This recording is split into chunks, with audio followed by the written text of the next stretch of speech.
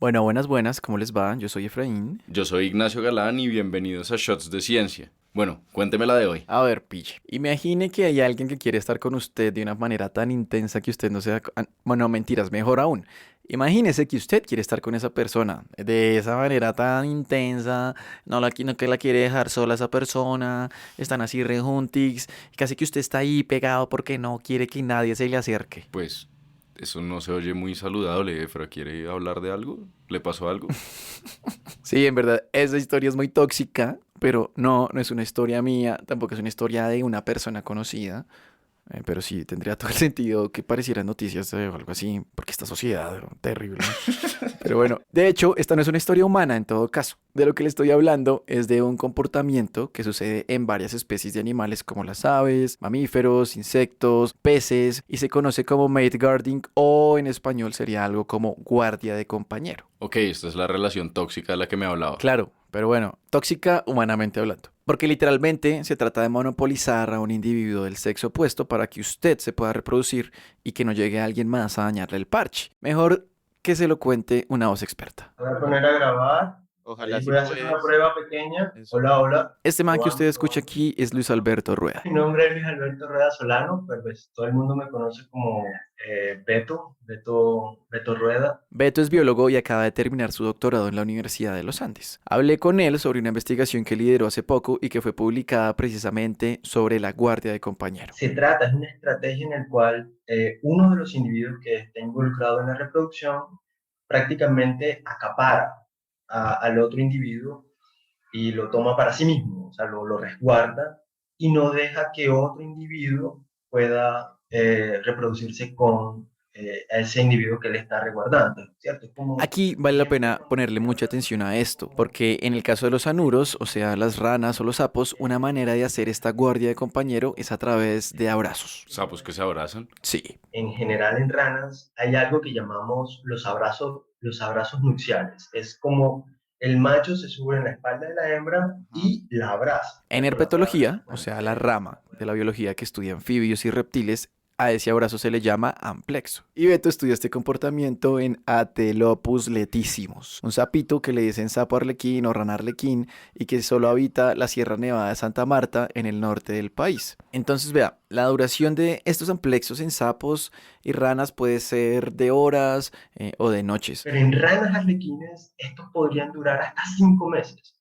Okay. Entonces ya estamos hablando de una situación extrema que lleva obviamente a atentar contra la supervivencia del individuo que está ahí refugiando a la hembra. Literalmente yo me imagino al sapito arlequín diciendo, parce, me voy a quedar aquí abrazado a esta rana, a sol y sombra, aguantando hambre por meses, aguantando que lleguen otros manes a intentar quitarme. Voy a resistir todo lo que pueda para yo ser el único. Bueno, el único para garantizar mi reproducción, claro. Y lo que encontró Beto y su equipo sugiere que el hecho de que este sapito sea tan intenso con ese abrazo y con su guardia de compañía y dure tanto es porque existe una presión por la competencia entre los machos de su especie. ¿Y uno cómo hace para evaluar esta hipótesis? Pues para allá vamos, Nachito. Mándelo.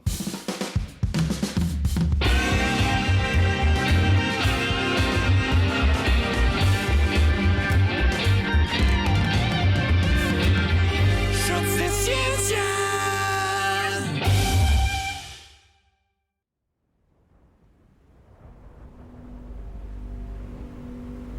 La llegada del otoño es la puerta a un encuentro temerario, la lucha por la supervivencia. La posesión sobre las hembras y la garantía de tener crías son los trofeos en disputa. Esto es la lucha salvaje. En las montañas rocosas americanas, dos carneros se encuentran en una batalla épica donde solo uno puede ser victorioso.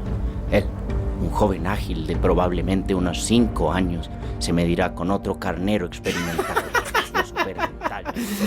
Probablemente alguna vez se hayan cruzado con un documental doblado al español donde retratan la lucha de dos machos por el derecho a reproducirse con una hembra, ¿no? Bueno, eso no es nada más y nada menos que la selección sexual en acción. Así lo llamó Charles Darwin y esto es un tipo de selección natural. Básicamente, aquí los machos se juegan la posibilidad de que sus genes sigan en las siguientes generaciones. Y puede ocurrir de dos maneras: que las hembras los escojan por sus formas, por los colores o por los bailes de cortejo, ¿no? Como sucede un montón en pájaros y otras especies. Y esto, o el nombre técnico de esta actividad puntual, es selección intersexual, porque se involucran ambos sexos. Y la otra es porque dos machos se dan en la jeta para saber quién se queda con la hembra, como pasa en los carneros, ¿no? Se llama selección intrasexual porque ocurre entre individuos del mismo sexo. Bueno, y esto no siempre es tan claramente dividido entre uno y el otro fenómeno. Yo, por ejemplo, algún día vi un documental en el cual mostraban que mientras dos machos se agarraban así, llegaba un macho más chiquito, todo caleto, y aprovechaba para reproducirse con la hembra mientras los otros dos estaban distraídos.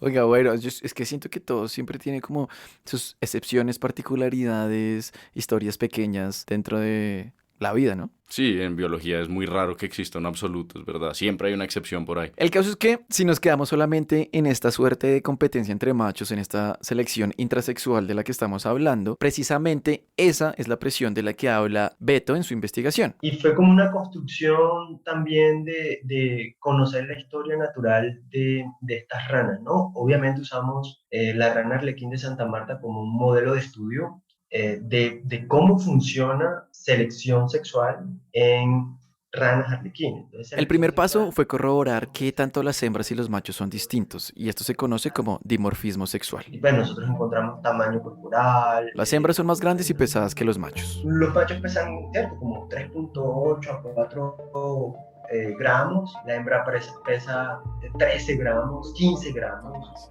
La hembra mide casi 6 centímetros, el macho mide 4 centímetros, o sea, la hembra es mucho más grande. Y también identificaron otra característica entre los sexos. Pero lo más llamativo fue ese grosor de antebrazo. Encontraron que el grosor del antebrazo era mayor para los machos que para las hembras, incluso los machos siendo pues más pequeños en general.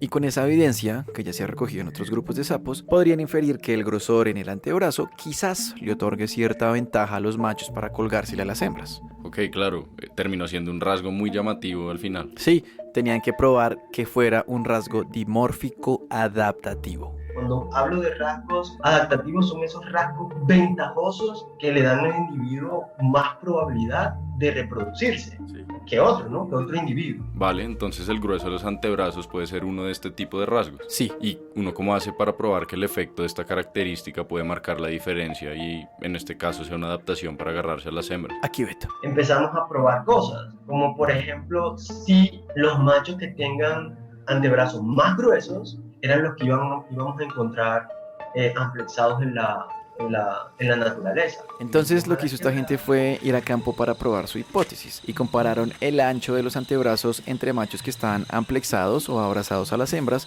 y machos que andaban solitos, así, solteros. Y se dieron cuenta que los que estaban agarrados tenían el antebrazo más grueso. Entonces ya empezaba uno a probar la función adaptativa, la función de ventaja que tenía estos anchos de antebrazo, ¿cierto? Que es como, lo pueden imaginar como Popeye. Y sabiendo eso, ahora querían probar si un sapito con antebrazos más gruesos tenía más fuerza de agarre. Si usted tiene un sapito agarrado a una hembra, piense cómo haría para medir la fuerza de agarre. ¿Se le ocurre alguna manera? Pues supongo que intentando arrancarlo, pero no sé qué datos me daría yo intentar arrancar un sapo de otro. Resulta que ellos aplicaron la física de un juego de niños que se llama Arranca la yuca. Entonces es alguien que se agarra de un poste y gana el que quede, empiezan a jalar todos los niños y gana el que quede agarrado. Eso hicieron. Entonces en este caso es igual, empezamos a jalar la yuca a ver cuánta fuerza se necesitaba para retirar ese macho de ahí y encontramos cosas loquísimas, ¿no? O sea, una cosa es predecirlo y otra cosa es cuantificarlo. Para que tenga una idea, cuantificamos le esta pusieron un chalequito fuerza, a la ranita, al macho. Un chaleco a la medida. Chaleco a la medida, hermano. Y resulta que el chalequito lo sujetaron a un dinamómetro, que es un aparato que sirve para medir la fuerza. Y ahí empezaron a jalarlo. Estoy contabilizando. 10, 20. Entonces ahí están tirando de este man mientras van contando cuánto va marcando. Y el man se va así despegando poco a poco de la hembra. Se le van estirando los bracitos ahí y van jalando y van 60, jalando hasta que 70. se suelta el sapito.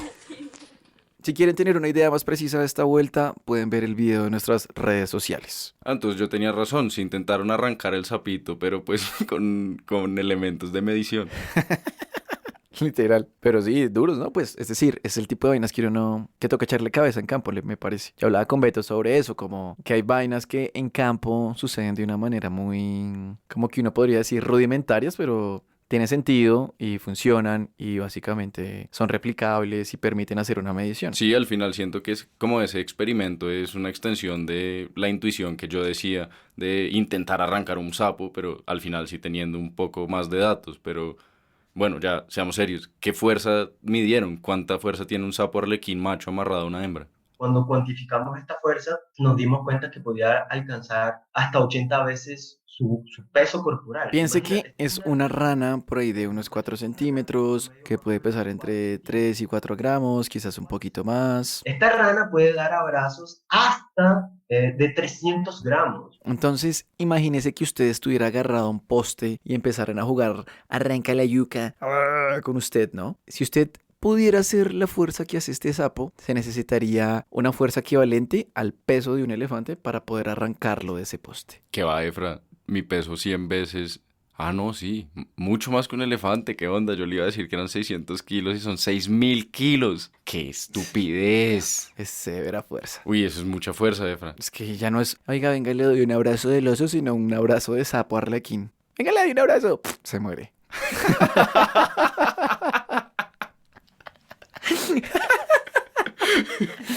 Bueno, entonces, oiga, ¿se acuerda que en un principio se habló de que este abrazo nupcial era tan largo porque es una respuesta adaptativa a la presión y a esta competencia entre machos, ¿no? Sí, la idea es que no se acerquen otros. Exacto. En teoría uno podría intuir que la rapidez con la que el macho encuentre una hembra también hace parte de esta respuesta. La gracia es que apenas aparezca la hembra, usted no se la deje quitar. Pero bueno, ahí sí me siento todo macho hablando así, repaila. Sí, se oye un poco paila, Efra. Sí, bueno, el caso, esto ocurre entre los sapitos arlequines. El siguiente paso de esta gente fue probar cuál era la probabilidad de que un macho pudiera reemplazar a otro que ya estuviera amplexado. Bueno, abrazado. ¿Cierto? ¿Cuánto podría pasar? Entonces, por eso hicimos estos experimentos donde poníamos dos machitos con una hembra en una caja experimental, a ver quién amplexaba primero y a ver si el que quedaba soltero intentaba quitar al otro, ¿no? Pues lo intentaba, pero pues, muchas veces no lo lograba. Y encontraron que una vez que un macho se amplexó con una hembra, las probabilidades de que lo quitaran fueron del 0.15. O sea, como que de cada 10 intentos de un macho por arrancar a otro macho, solo 1 o 2 lo logran. Sí, tal cual. Aquí los amplexos prolongados, estos abrazos nupciales prolongados, se volvieron cada vez más largos porque el que encuentre una hembra primero, antes que otro, gana. Entonces por eso empezaron a extenderse. Y además, lo que dure el abrazo también dependerá en parte de la hembra. Porque piense que un macho consigue una hembra al principio de la temporada de reproducción. Y eso es más o menos en abril. Entonces de entrada ya le toca esperar unos 2 o 3 meses para llegar al pico reproductivo de la temporada. Cuando la hembra es donde ya tiene como más huevos listos para ser fecundados. Eso ya es el tiempo que tiene que esperar de entrada. Pero no es solo eso. Una hembra solitaria. Sea quizás la única hembra solitaria que vea en toda esa temporada reproductiva. Entonces tiene que agarrarla, tiene que esperar a que la hembra coma, con esa comida produce huevos y además... Tiene que ser muy paciente y aguantar hasta que la hembra escoja lo que sería el mejor sitio para poner sus huevos. Bueno, entiendo, sí, pero su paciencia no puede ser infinita, no son súper sapo. Pueden llegar un momento en el que ya no puedan abrazarse más, me imagino. Que el cuerpo no les dé. Sí, tal cual. De hecho, ellos también midieron eso. Y tiene que ver con cuánto peso puede perder uno de estos sapitos. En biología, eso se llama el esfuerzo reproductivo. Eso se llama la dinámica del esfuerzo reproductivo. El esfuerzo reproductivo es la energía invertida en la reproducción y encontramos que obviamente estos machos pueden invertir hasta un 30% de su energía, de su masa corporal. Por eso es que uno los encuentra así todos flacos, todos ya casi moribundos ahí, pero abrazando a la hembra. O sea que estos bichitos tienen la capacidad de abrazarse a una hembra hasta que pierden 1/3 de su peso. ¿Cuánto se demora eso? Pues los cálculos que hicieron en este estudio están asociados a qué tan gordito, qué tan fuerte es el sapo antes de encaramarse a la hembra y ese esfuerzo reproductivo. Ellos sugieren que para un macho grande, no sé, póngale que está entre 5 y 6 gramos, el abrazo podría durar entre unos 120 y 140 días. Un abracito de 5 meses. Ajá, cortico, ¿no? Ya volvemos en esto que es Shots de Ciencia. Buenas, ¿qué onda? ¿Todo bien? Oigan, les queremos contar una cosa. Este cuento de la ciencia chache, la charladita y chévere, se está poniendo cada vez mejor. Sí, y queremos seguir hablando de ciencia, pero con ustedes. Porque sin su apoyo, pues este cuento no tendría mucho sentido. Por eso los necesitamos. Shots de Ciencia está en Patreon. O Patreon. Y esto es una plataforma en la que se pueden volver nuestros patrocinadores o sponsors y solo están a un clic de distancia. Sí, en patreon.com/shots de ciencia, ustedes escogen con cuánto quieren ayudarnos mensualmente y ya está. Así que los invitamos a ver nuestro canal de YouTube y no olviden seguirnos en nuestras redes sociales, Facebook, Instagram y Twitter. Muchísimas gracias por su apoyo y brindemos por el placer de saber más todos los días. Shots de ciencia. Hola, soy Nacho. Y yo, Efraín, y esto es Shots de Ciencia. Bueno, entonces, le estaba contando el paso a paso de la investigación de Beto Rueda, un biólogo colombiano que estudia un comportamiento particular en los sapos arlequín. El comportamiento se llama amplexo prolongado o en cristiano abrazo nupcial. Sí, abrazo nupcial larguito. Toda la evidencia de los rasgos que me dieron en el estudio, como el grosor del antebrazo de los machos, la fuerza de agarre, la duración del abrazo, la condición corporal, la probabilidad de que llegara otro macho y lograra desplazar al que ya está abrazado, les ayudó a explicar su hipótesis. La principal conclusión de este estudio es que pudimos encontrar los rasgos adaptativos de esta rana y que estos rasgos adaptativos más un encuentro temprano con la hembra han ayudado a la evolución de estos amplexos prolongados o a esta guardia de compañero en ranas. En otras palabras, significa que hay una presión de selección intrasexual, o sea, la competencia entre machos, es que es la que está llevando a estos sapitos a abrazar a las hembras con más intensidad, lo que les permitiría, pues, digámoslo así, garantizar su reproducción. Qué cantidad de variables que terminan midiendo para algo que se siente tan sencillo como el abrazo de un sapo, ¿no? Sí, y estaba pensando en que, pues en lo que hablaba con Beto, que son el tipo de cositas de las que de pronto uno va a la selva y tiene que tener el ojo muy afinado para ver eso, y que eso de hecho se haga particular. No sé, a lo mejor uno puede ir a alguna quebrada, ver a un sapo haciendo algo que uno podría decir, pues sí, normal, ¿no? Pero pues eso tiene como... ¿qué estará pasando acá? O cosas mucho más chiquitas de las que uno se podría imaginar, como ver un sapo abrazado a otro, verlo flaquito y decir, uy, se va a tener que soltar pronto. Exactamente. Bueno, ¿y qué le queda a Beto ahora por delante? No, pues por delante tiene muchísimas puertas abiertas y más preguntas que responder. Y seguramente más preguntas después de que responda las que ya había hecho antes. Por ejemplo, ahora quieren evaluar qué tanto el rol de la hembra tendría que ver en estos procesos de adaptación. La hembra es la que decide dónde poner sus huevos y cuándo poner sus huevos. Entonces, el macho tiene que esperar a esa decisión y esa decisión incluso puede ser un filtro para esos machos que no se han alimentado bien y tienen que esperar muchos meses a que la hembra decida. Ok, entonces esta vez quieren evaluar la parte de selección intersexual y no la de intrasexual, la presión que las hembras tienen sobre los machos. Ahí es donde los machos tienen que decidir o se bajan de ahí para ir a comer o mueren con su decisión de estar amplexado a la hembra. Entonces, el rol de la hembra apenas lo estamos... O quieren evaluar qué tanto se relacionan las capacidades que tiene un macho para conseguir comida y cómo le va en la reproducción. Es decir, como vieron en el estudio, los machos con mejor condición física, pues sí, digámosles así, con mejor condición física, o sea, los más fuertes, los gorditos, los grandes, los que se hayan alimentado bien antes de encontrar una hembra, en teoría tendrían mayor probabilidad de reproducirse. Es como el enlace de la selección sexual con el forrajeo, o para decirlo en términos más castizos, de la escogencia de la pareja o la reproducción con la alimentación. Entonces sí, Nacho, quedan preguntas, muchas, varias, y ojalá podamos estar aquí pues para hablar de ellas más adelante. Entonces hay un montón de cosas ahí por descubrir con esta especie en particular que estamos usando como modelo de estudio para entender muchas cosas de los arlequines, que por cierto, las ranas arlequines son uno de los grupos más amenazados de anfibios del mundo. Y muchas de las especies se extinguieron, con ellas se fue todo un pool de información, ¿no? Entonces, aquí en la sierra nos está dando la oportunidad de conocer este montón de cosas que ya no tenemos la oportunidad de conocer en otras localidades. Yo soy Ignacio Galán. Y yo soy Efraín Rincón y esto es Shots de Ciencia y desde aquí les enviamos un amplexo con mucho cariño. Que igual, tranquilos, no tiene que durar 5 meses. Solamente si quieren. El consentimiento. Nos vemos.